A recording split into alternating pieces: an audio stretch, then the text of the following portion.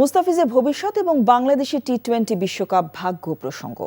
ধর্মীয় কারণে বিতর্কিতভাবে আইপিএল থেকে বাদ পড়ার ৭২ ঘন্টার মধ্যে পাকিস্তান সুপার লিগ পিএসএল এর নাম লিখিয়েছেন মুস্তাফিজুর রহমান। সব ঠিক থাকলে নতুন এক ফ্র্যাঞ্চাইজিতে বড় দামেই তার খেলার কথা। মুস্তাফিজ যখন স্বস্তি নিঃশ্বাস ফেলছেন, তখন পুরো দিনটাই আইসিসির ফিরতি ইমেইলের আশায় অস্বস্তির একটা দিন পার করেছে বাংলাদেশ ক্রিকেট বোর্ড। এখনো পর্যন্ত ভারতের মাটিতে তাদের না যাওয়ার সিদ্ধান্ত নিয়ে কোনো সিদ্ধান্ত জানায়নি আইসিসি। কুশল ইয়াসিরের ডেস্ক রিপোর্ট। এই বিশ্বমঞ্চে পারফরমেন্সের কোনো বিকল্প নেই, সেটা আরও একবার প্রমাণ করে দিলেন মুস্তাফিজুর রহমান।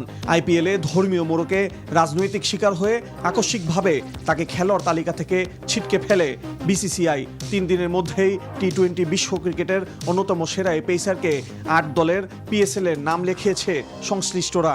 2018 সালে পিএসএল এ অভিষেক হয়েছিল মুস্তাফিজের।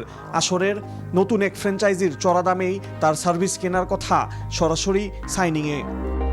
মুস্তাফিজের আইপিএল কাণ্ডের পর নতুন করে টুর্নামেন্টে নিয়ে ভাবতে শুরু করেছে তার সতীর্থরা।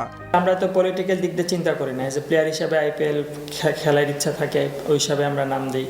সো নেক্সট ইয়ার যদি এজেন্টের সাথে কথা বলে বা দেশে যারা আছে তাদের সাথে কথা বলে আমরা নাম দিব বা নাম দিব না।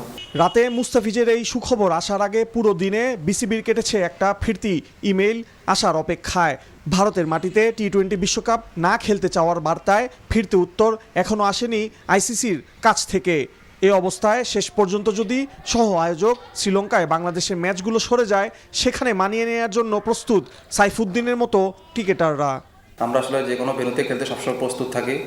যেহেতু আমরা বেশ কিছুদিন আগে শ্রীলঙ্কার মতো কন্ডিশনে আমরা টি-20 সিরিজ এবং পূর্ণাঙ্গ একটা সিরিজ খেলে এসেছি, তো আমাদের জন্য আরও অনেক বেশি অ্যাডজাস্ট করতে সুবিধা হবে আশা করি। তারপরে দেখা যাক, আমরা যে কোনো সেটা ইন্ডিয়া হোক বা শ্রীলঙ্কা হোক, আমরা সবসময় প্রস্তুত। বিপিএল শেষ হতেই সংক্ষিপ্ত ফরম্যাটের বিশ্ব আসর খেলতে বিমান ধরবেন সাইফুদ্দিন, তানজিম সাকিবরা। সেই বিমানের গন্তব্য কোথায় তা জানার জন্যই এত অপেক্ষা। কুশল ইয়াসির, এনটিভি স্পোর্টস ডেস্ক।